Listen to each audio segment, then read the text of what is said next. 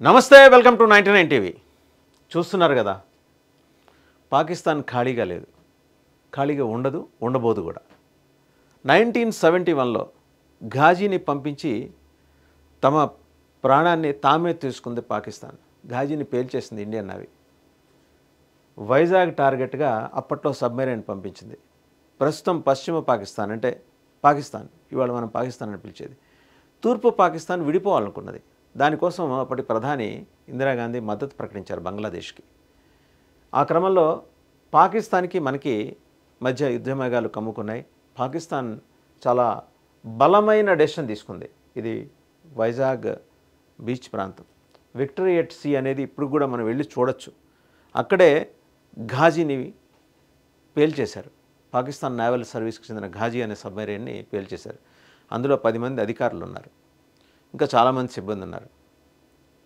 ఎలాంటి కుట్ర పన్నిందంటే ఆ రోజున పాకిస్తాన్ విశాఖపట్నంలో ఉన్న వైటల్ ఇన్స్టలేషన్స్, ఈరోజు హెచ్పిసిఎల్ అని పిలిచేవాళ్ళం, అప్పట్లో వేరే పేరుతో ఉండేది, దాన్ని పేల్చేస్తే ఆ విశాఖపట్నం ప్రాంతం అంతా 1971లో మొత్తం ధ్వంసం అయిపోతుంది, మొత్తం క్యాప్చర్ చేయొచ్చు. అలాగే పోర్టుని పేల్చేయాలనుకుంది.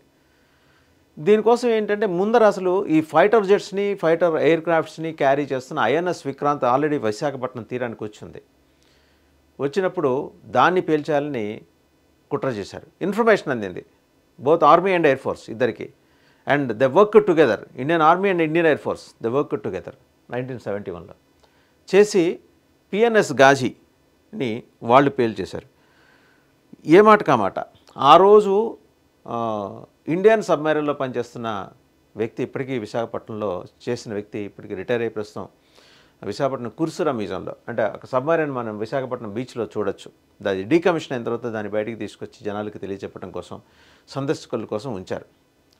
అతను చెప్పిన వివరాల ప్రకారం ఏంటంటే ఈ సబ్మెరైన్ పిఎన్ఎస్ ఘాజీ అంటే పాకిస్తాన్ నేవల్ సర్వీస్, ఘాజీ అనేది సరే వాళ్ళు దానికి పెట్టుకున్న పేరు, కాల్టెక్స్ని పేల్చేయాలి. కాల్టెక్స్ అంటే ఇప్పుడు హెచ్పిసిఎల్, అప్పట్లో దాని పేరు. అది పేలిస్తే నగరం మొత్తం ఏమవుతుంది, విశాఖపట్నం అసలు మిగలదు. కనీసం ఒక 50 నుంచి 70 కిలోమీటర్ల పరిధిలో. రేపు ఉదయం సూర్యుడిని మేము చూస్తామనే అనుమానం మాకు కలిగిందని అతను గుర్తు చేసుకున్నాడు, ఆ ఫణిరాజ్ అనే ఒక ఉద్యోగి. ఇది 1971 డిసెంబర్ 4వ తేదీన జరిగింది. మొత్తానికి ఘాజీ ఎంట్రీని విక్రాంత్ పసిగట్టింది. INS Vikrant, Indian naval service, పెద్ద ఫ్లీట్ అది. దాంట్లో fighter jets, fighter air crafts and what not everything ఉంటాయి. సో వాళ్ళు గుర్తుపట్టి సాయంత్రం, అంటే అప్పటికే ఏంటంటే జనరల్గా యుద్ధం జరిగేప్పుడు సాయంత్రం పూట దీపాలు వెలగనిచ్చేవాళ్ళు కాదు, వెనకటి సంప్రదాయమే. ఎందుకంటే శత్రు దేశానికి ఇక్కడేదో జనావాసాలు ఉన్నాయి, లేకపోతే ఇళ్ళు వాకిళ్ళు ఉన్నాయనే ఇన్ఫర్మేషన్ తెలియకూడదు. అప్పట్లో అది సంప్రదాయంగా ఉండేది. యుద్ధం జరిగిన అన్ని రోజులు కూడా, అంటే ఎప్పటి నుంచి తీసుకుని నవంబర్ 30 నుంచి డిసెంబర్ 16 వరకు 16 రోజులు యుద్ధం జరిగింది.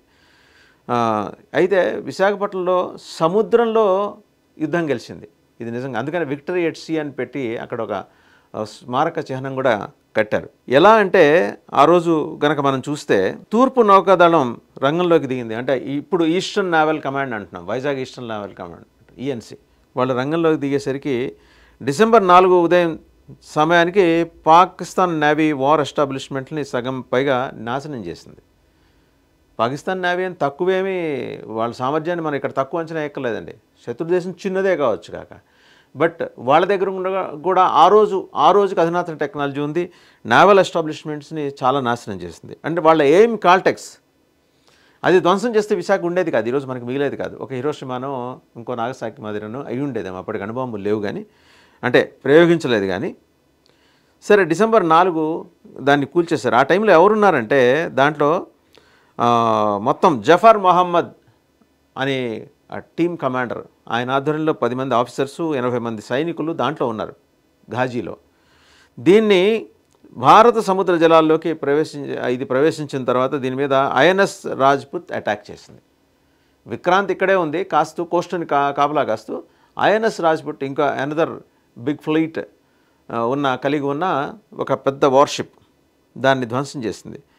ఇప్పటికి కూడా అంటారు ఘాజీ శిథిలాలు ఇప్పటికే సముద్రంలో ఉన్నాయి. ఎవరన్నా టైటానిక్ సినిమా చూసిన వాళ్ళు అలాంటి వాళ్ళు ఏదైనా ప్రయత్నం చేస్తే వాటిని పైకి తీయచ్చేమో. కానీ మనం ఒకటి గుర్తుపెట్టుకోవాలి, వాళ్ళు వాళ్ళ దేశం కోసం ప్రాణత్యాగం చేయడానికి వచ్చారు. సో దొరికిన వాళ్ళందరికీ ఏంటంటే వాళ్ళ సంప్రదాయం ప్రకారం ఖననం చేశారు వైజాగ్లో. భారత ప్రభుత్వం ఆనర్ ఇచ్చింది. పాకిస్తాన్కి ఆ మర్యాద తెలియదు అనుకోండి. వాళ్ళ సైనికులు చనిపోతేనే బార్డర్లో పడేసి వెళ్ళిపోయే దుర్మార్గమైన సైనిక పాలన ఉన్న టెర్రరిస్ట్ దేశం పాకిస్తాన్. వాళ్ళ సైనికులు వాళ్ళు కూడా వాళ్ళ దేశం కోసం పోరాడారు. వాళ్ళేమి వ్యక్తిగతంగా ఇక్కడున్న యువతల బార్డర్ యువతల వాళ్ళ మీద వాళ్ళకేం శత్రుత్వాలు లేవు. యూనిఫామ్ వేసుకున్నారు కాబట్టి పోరాడారు. చనిపోతే వేల మంది సైనికుల్ని వదిలేసి వెళ్ళిన దరిద్రపు గొట్టు చరిత్ర పాకిస్తాన్ది. సరే, మళ్ళీ ఇక్కడికి వస్తే ఆ రోజు యుద్ధం గెలిచిన తర్వాత డిసెంబర్ 16వ తారీఖు 90,000 మంది పాకిస్తాన్ సైనికులు అధికారులతో కలిసి పాకిస్తాన్ లెఫ్టినెంట్ కల్నల్ నియాజీ భారత సైన్యం ముందు లొంగిపోయారు. సరే, తర్వాత వాళ్ళు మళ్ళీ యుద్ధ ఖైదీల మార్పిడిలో భాగంగా వాళ్ళకి ఇచ్చేశారు. ఇది స్థూలంగా ఘాజీ గురించి, ఘాజీ కూల్చివేత గురించి. INS Vikrant and INS Rajput ఏం చేశారు.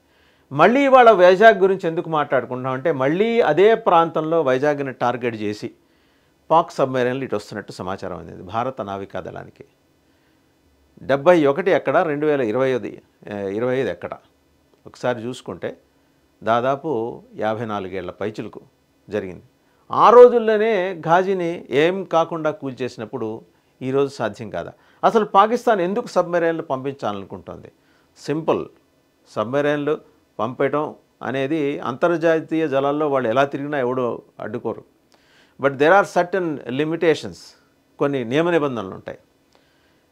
అంతర్జాతీయ జలాల అవతల వాళ్ళు ఏం విన్యాసాలు చేసుకున్నా మనమేం క్వశ్చన్ చేయలేం. బట్ తప్పుడుగా వాళ్ళు ఏమన్నా వ్యవహారాలు నడిపే పని అయితే వాళ్ళని కాన్ఫిస్కేట్ చేసే అధికారం ఉంది, భారత ప్రభుత్వానికి ఉంటుంది. కానీ ఎప్పుడైతే మన సముద్ర జలాలకి పక్కనే తచ్చాడుతున్నప్పుడు చెక్ చేస్తే అందులో ఎవరున్నారాయా అంటే, ఎవరి కోసమైతే అంతర్జాతీయ సమాజం వెతుకుతోందో.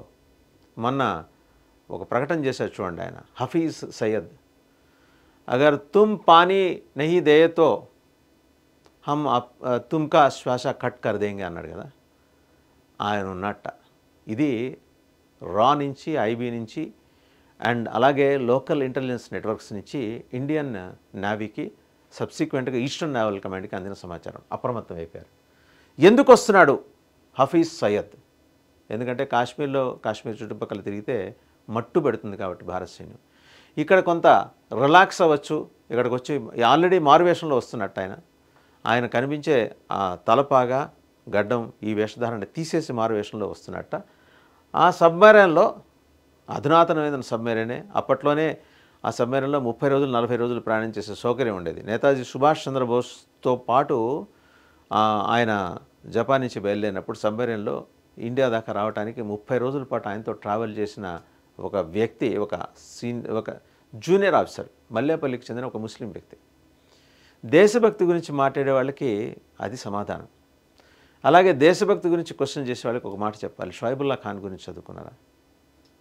వీళ్ళందరి గురించి చదువుకోండి.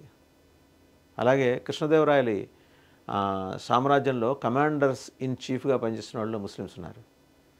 ఛత్రపతి శివాజీ మహారాజ్ దగ్గర పనిచేశారు. వాళ్ళ లాయల్టీస్ వాళ్ళ దేశం వైపు ఉన్నాయి. అందరూ ఔరంగజేబులే ఉండరు. ఔరంగజేబులు 2-3 ఉంటారు. 97% బేసిక్గా ఏంటంటే వాళ్ళు ఈ నేల నాకు జన్మనిచ్చింది, ఈ నేల నాకు అన్నం పెడుతోంది, ఈ నేలకు నేను రుణపడున్నాను, ఈ మట్టిలోనే నేను కలిసిపోతానని భావించేవాళ్ళే. ఖడ్గం సినిమా చూస్తే అందులో ప్రకాష్ రాజ్ డైలాగ్ ఉంటుంది, ఏం మాట్లాడుతున్నారు మీరు, ఇక్కడ పుట్టాను, ఇక్కడ శ్వాస తీసుకుంటున్నాను, ఇక్కడే మరణిస్తాను, ఈ మట్టిలోనే నేను కలిసిపోతాను అంటాడు. కానీ వచ్చేవాడికి ఆ ఉద్దేశం లేదు. వాడి టార్గెట్ ఏంటంటే వైజాగ్లో ఒక 15 మందిని ఐడెంటిఫై చేసి పెట్టుకున్నట్ట. వాళ్ళని ఎత్తుకెళ్ళిపోతాడు. Already they are given training by Lashkar e Taiba and Jaish e Mohammed. కొత్తగా ఇంకో కొత్త అవుట్ఫిట్. వాళ్ళు ఏంటంటే దీన్ని బ్యాన్ చేస్తే ఈ మనుషులే వెళ్ళి ఇంకో కొత్త దాంతో ఉంటారు. సో యాసిన్ మాలిక్, నయీం ఖాన్, షబీర్ షా లాంటి వాళ్ళు చేయని సాహసం ఈరోజు హఫీజ్ సయ్యద్ చేస్తున్నాడు. అది భారత నావికాదళం కంటపడింది. మళ్ళీ సబ్మెరైన్ వస్తున్నది ఏంటి అని అప్రమత్తమయ్యారు. అందుకనే మొన్న కేంద్ర విదేశాంగ శాఖ మంత్రి, విదేశీ వ్యవహారాల మంత్రి శాఖ బాధ్యతలు నిర్వహిస్తున్న డాక్టర్ జయశంకర్ పిలుపునిచ్చారు, అప్రమత్తంగా ఉండండి అని. అఫ్కోర్స్ మన ఈస్టర్న్ నేవల్ కమాండ్ అప్రమత్తంగా ఉంది. నువ్వు ఒక ఘాజీ కాదు 100 ఘాజీలను తెచ్చుకో, మొత్తం తుడిచిపెట్టడానికి మేము సిద్ధంగా ఉన్నామనే మెసేజ్ అయితే ఈఎన్సీ ఇచ్చింది. అండ్ కోస్ట్ గార్డ్ కూడా అలర్ట్ అయ్యింది. ఏపీ పోలీస్ వైపు నుంచి కోస్ట్ గార్డ్ పనిచేయాలి. ఇంటర్నేషనల్ వాటర్స్ వరకు పోర్టుకి సేవ్ ఉంటుంది. ఇంటర్నేషనల్ వాటర్స్ దాటిన తర్వాత ఈస్టర్న్ నావల్ కమాండ్ చేతికి వస్తుంది. సో ప్రస్తుతానికి ఇంటర్నేషనల్ వాటర్స్కి ఆవల కొద్ది దూరంలో పాకిస్తాన్ సబ్మెరైన్ వాళ్ళు ఏం పేరు పెడతారు, ఏ గోరీ మహమ్మద్ పేరు పెడతారో, ఏ ఔరంగజేబ్ పేరు పెడతారో మనకు తెలియదు. ఒకటైతే వచ్చి కూర్చుంది. దాంట్లో హఫీజ్ సయ్యద్ ఉన్నాడు, మారు వేషంతో శుభ్రంగా క్లీన్ షేవ్తో చేసుకొని. హఫీజ్ సయ్యద్ నీకు అదృష్టం ఒక్కసారే తలుపు తడుతుంది, తట్టేసింది. ప్రతిసారి అదే అదృష్టం నీకు తలుపు తట్టదు. బీ కేర్ఫుల్, భారత్తో పెట్టుకోవద్దు.